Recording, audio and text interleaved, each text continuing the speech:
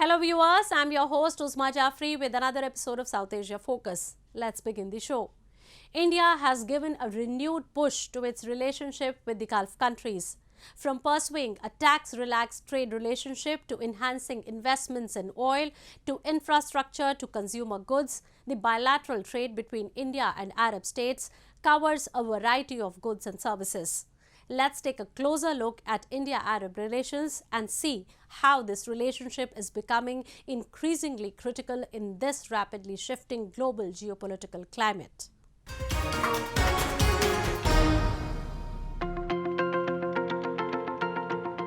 The Arab world is witnessing a transformation.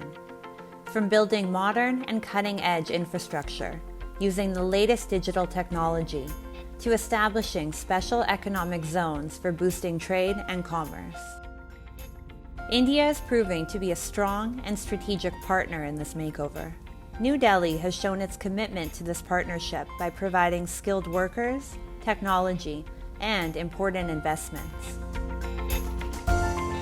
Foreign Minister of the United Arab Emirates, Sheikh Abdullah bin Zayed Al Nahyan, on a visit to New Delhi, met his Indian counterpart, Dr. Jaishankar. The two ministers held critical discussions on trade, defense, energy, and startups. India and the UAE are projected to surpass 88 billion USD in bilateral trade this year, up from 73 billion USD during the last fiscal year. With the signing of the Comprehensive Economic Partnership Agreement on May 1st this year, India and the UAE have committed to achieving the goal of 100 billion USD in bilateral trade within the next 5 years. The UAE frequently holds international conferences inviting industries from across the world to showcase technological advancements in their fields. In many of these conferences, Gulf nations eye Indian digital-first companies for strategic investments. The recently held Global Media Congress in Abu Dhabi was one such example, which showcased industries in cutting-edge artificial intelligence, media, entertainment, and other digital-first ventures. The UAE government appears to be intently focused on securing Indian investments. The Ras Al Khaimah Economic Zone, an Emirati free trade zone, for example, is an attractive base for Indian investors with its competitive tax treaties and enforcement of global economic best practices. I know what investment opportunities exist in Ras Al Khaimah, and we have a lot of Indian entrepreneurs who are coming to invest in manufacturing, high tech, the new Web3, digital transformation, manufacturing, life sciences, pharmaceuticals, real estate development, schools and education, which is very important. A strong 9 million Indian diaspora in the Gulf region contributes to around 57% of India's total overseas remittance. India recently strengthened its ties with the Gulf Cooperation Council and decided to pursue free trade agreement negotiations. At a meeting in New Delhi, both sides emphasized that the free trade agreement will create new jobs, raise living standards, and provide wider social and economic opportunities in India and all the GCC countries.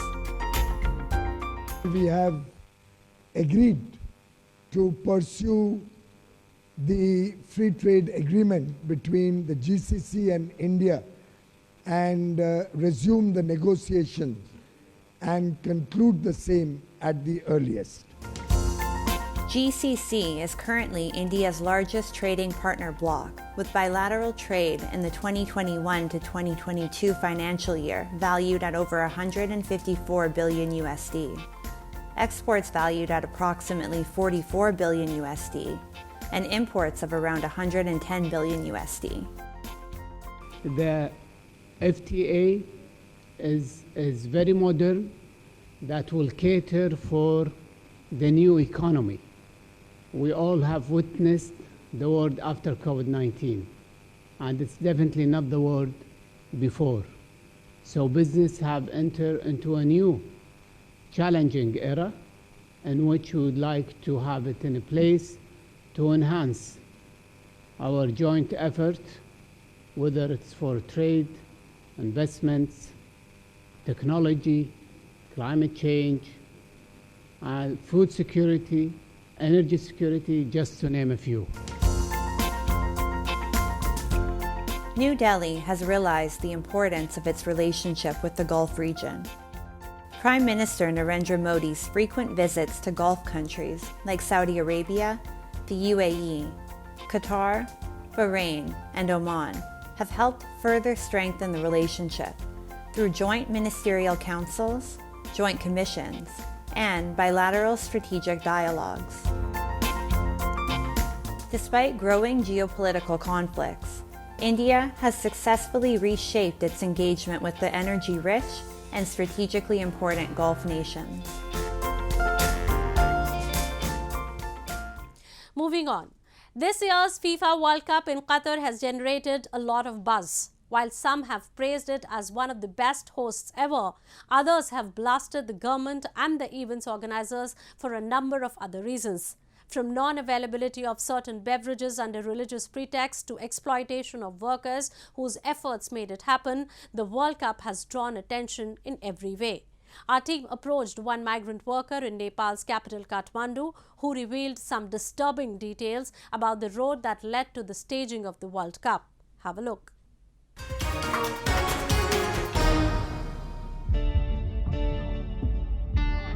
Hari Bahadur Shrestha was one of the tens of thousands of South Asian laborers responsible for the successful building of the gigantic stadiums for the 2022 FIFA World Cup. In an ideal situation, it would have been a moment of pride for any worker. Shrestha, however, is left rude and disheartened.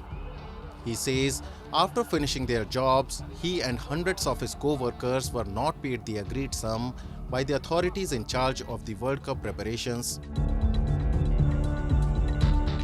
सेवा सुविधा त त्यहाँ सबै हाम्रो मात्रै कम्पनीमा हैन सबै कम्पनीमा त्यस्तै हो त्यो किनकि अब त्यहाँ चाहिँ अब मलाई पनि भन्ने बेला त्यहाँबाट जाने बेलामा 1200 भनेर लिएर गएको थियो तर उहाँ गइसकेपछि मलाई 900 मात्रै दिएर चाहिँ अब त्यहाँमा विद्रोह पनि गर्न सुरु गरे तर मलाई चाहिँ अब कम्पनीले तँलाई पठाइदिन्छु म भन्ने कुरासम्म गरेको थियो. He recollects how he had to work for extensive hours during which he was provided only a jumpsuit and a helmet and no other safety gear. He also said there were no proper accommodation arrangements and they were made to bunk in tight spaces during their entire tenure. Shrestha moved to Qatar as soon as the Gulf country was awarded the hosting of the Football World Cup in 2010, but he was forced to return in just 3 years, thanks to what he calls an inferior treatment to him and his co-workers. जब हामी काम गर्ने बेलामा अनि हाम्रो कुनै बेलामा हामीलाई टोयलेट लाग्छ पिसाब फेर्न जाँदा यताउता गर्न जाँदाखेरि अब त्यहाँको फोरमेनहरुदेखि लिएर सबैले अलिकति नराम्रो नजरले हेर्ने अब किनकि अब त्यहाँ चाहिँ त्यही समस्याहरू हुन्थ्यो त्यहाँ चाहिँ किनकि अब यो चाहिँ काम चल्नको लागि काम गर्नुपर्छ भने बारम्बार टोयलेट जाने यस्तो भन्ने कुराहरू गर्दाखेरि त्यतिखेर नरमाइलो लाग्थ्यो.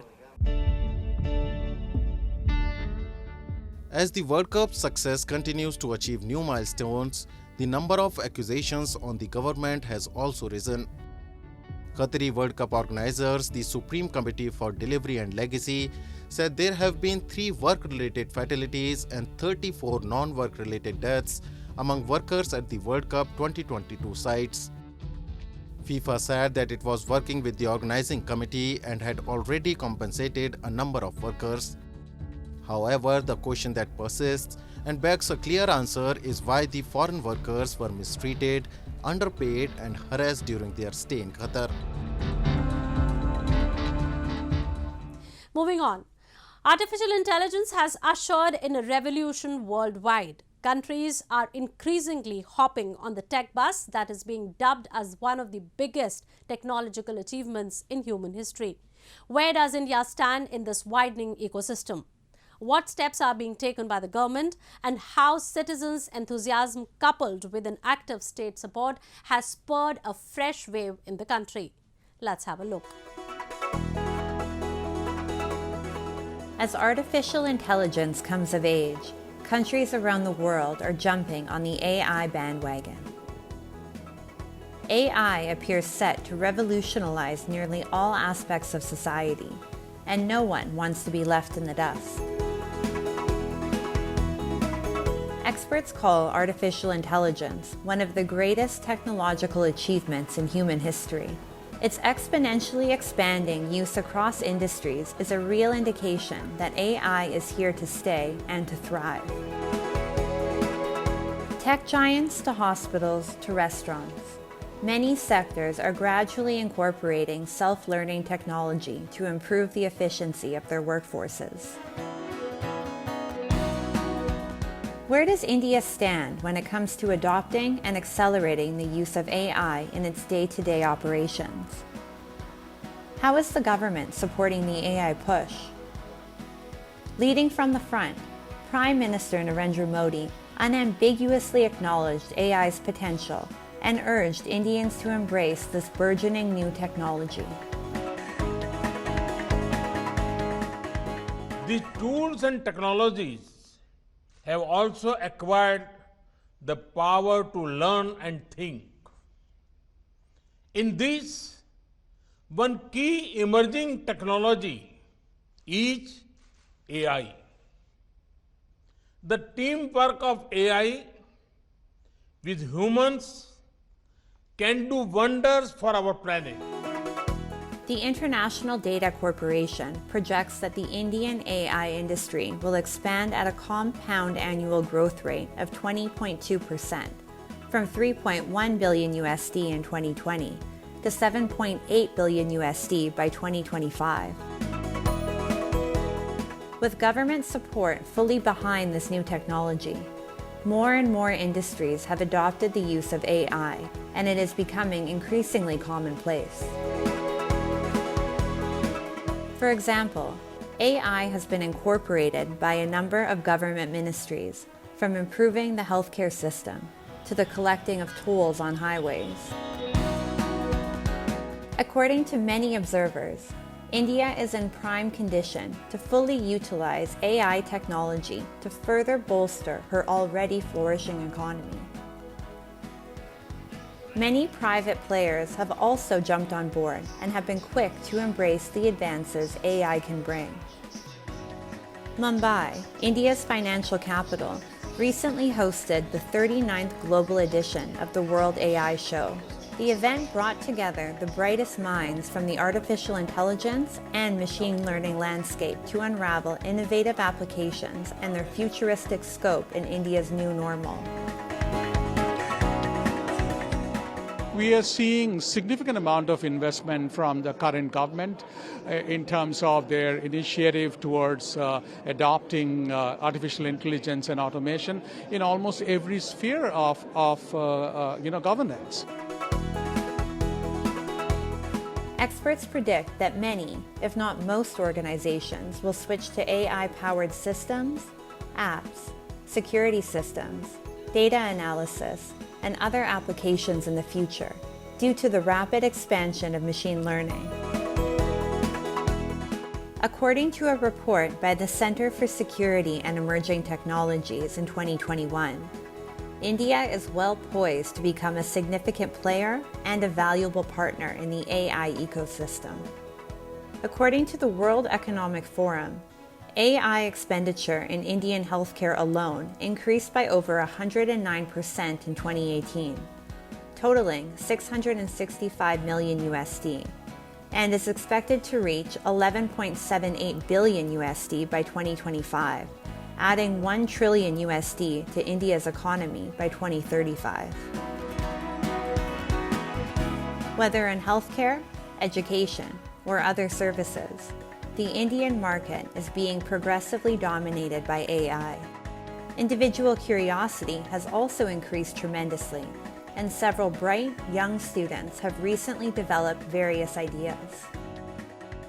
Artificial intelligence and machine learning are at the heart of the technological revolution.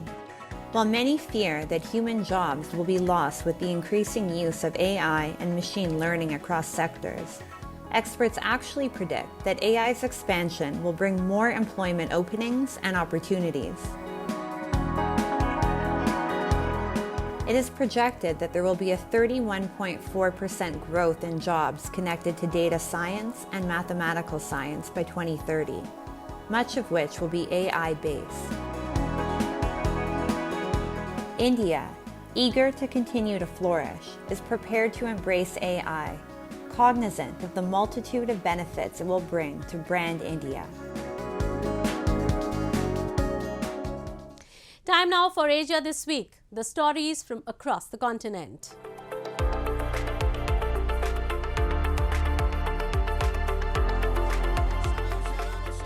Israeli Prime Minister-designate Benjamin Netanyahu reached a coalition deal with the far-right religious Zionism party, bringing him closer to securing a new government after an election last month. Religious Zionism will be given control of the finance ministry as part of a rotation, Likud said, though it did not lay out how the rotation would work. It will also have the strong influence over policies in the occupied West Bank and the country's justice system. The deal nets Netanyahu control of 46 of the Knesset's 120 seats so far. Israel's army radio reported that Bezalel Smotrich, who heads religious Zionism, would serve as finance minister at the outset and will then be replaced. His party, which opposes Palestinian statehood and supports extending Israeli sovereignty into the West Bank, will be given authority over Jewish settlement activity there, though it will be in coordination with Netanyahu. The agreement comes after Netanyahu's right-wing alliance won a comfortable victory in a November 1 election, Israel's fifth in less than 4 years.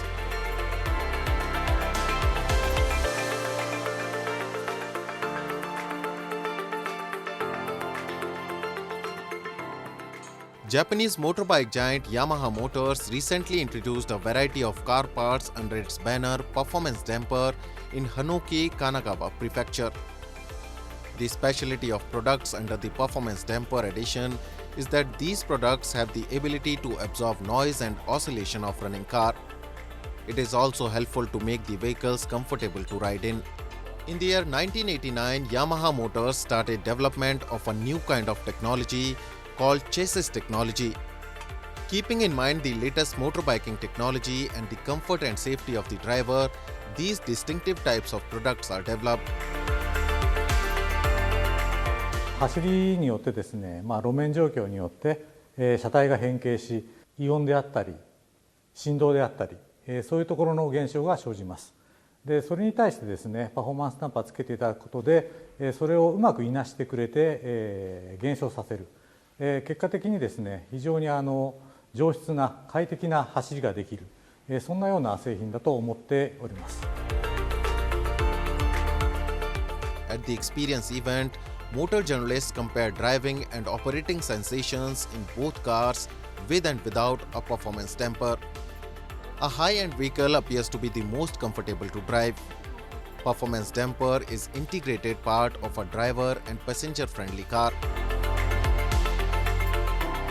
このオイルとガス、そこの、ダンピング効果、これによって、先ほどのような振動をしっかり吸収する。After 1997, the performance damper was installed on many Toyota cars and other companies' cars. The arrival of autumn in Japan and Hanoki's landscape, the highest mountain Fuji, served as an appropriate backdrop for the presentation of Yamaha Motors' latest technology.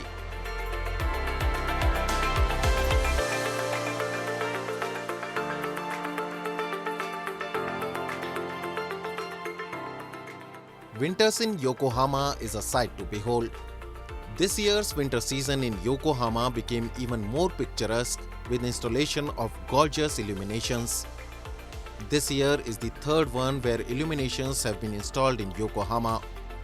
Year after year, these illuminations are getting bigger and grander.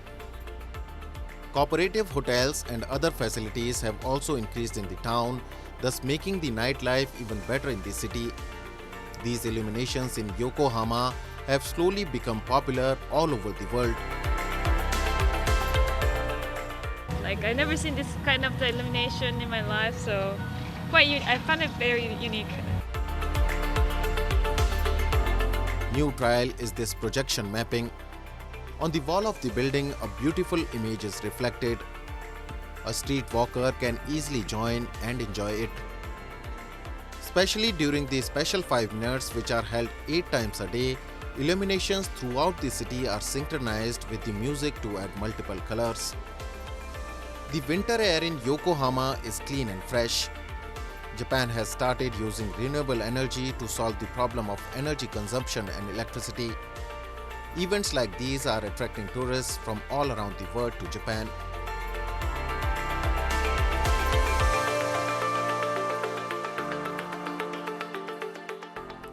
Moving on.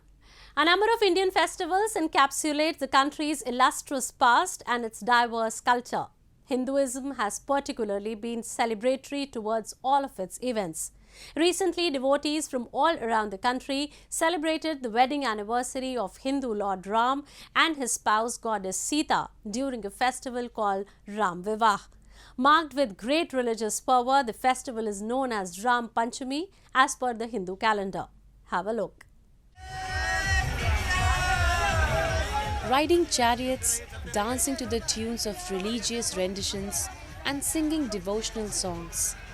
A large number of devotees gathered in the Indian town of Ayodhya to mark the wedding anniversary of Lord Ram and his bride goddess Sita. Children were seen fancied up as Ram and Sita, while others adorned traditional attires as they carried out a procession in the town. Ram Vivah Mahotsav is an annual event that draws devotees from all over the country. A group of 80 from India's northern state of Rajasthan, comprising people from all walks of life, joined in the procession from the northern state of Rajasthan. They said they joined the event to seek blessings from Lord Ram. आज भगवान की बारात में ये कहना चाहती हूँ, भगवान ने मुझे इस जीवन में ये जो अवसर प्रदान किया, ये मेरे लिए हमेशा यादगार बना रहेगा. जो इन्होंने मुझे महाराज जी ने बुलाया, भगवान की कृपा हुई, मैं ज़िंदगी में कभी नहीं भूल पाऊंगी. Hindu history has it that Ram and Sita were married on this day. According to Hindu belief, King Janak, father of goddess Sita, had marshalled a Swayambar, a husband selection process, for his daughter Sita. The event comprised a challenge for all kings and princes. They were asked to lift a celestial bow of Lord Shiva to marry Sita. It is believed that when Lord Sri Ram lifted the bow, which even the mightiest of kings could not lift, on the orders of his guru Vishwamitra, it broke into two. After this, King Janak got his daughter Sita married to Lord Ram with great fanfare. The wedding event is celebrated till date. हम राम जी की सालियाँ हैं, राम जी के विवाह में आए हैं. बहुत अच्छा लग रहा है. राम जी को बोलते हैं, हर समय हमको बुलाते रहे. बहुत अच्छा लगा हमको. Ayodhya is the birthplace of Lord Ram. According to Hindu scriptures, it was the capital of Kosala kingdom in Treta Yuga when Lord Ram was born. Ayodhya is situated on the banks of the holy river Saryu in northern Uttar Pradesh state. As per Buddhist and Jain canonical texts, the religious leaders Gautam Buddha and Mahavir visited and lived in the city.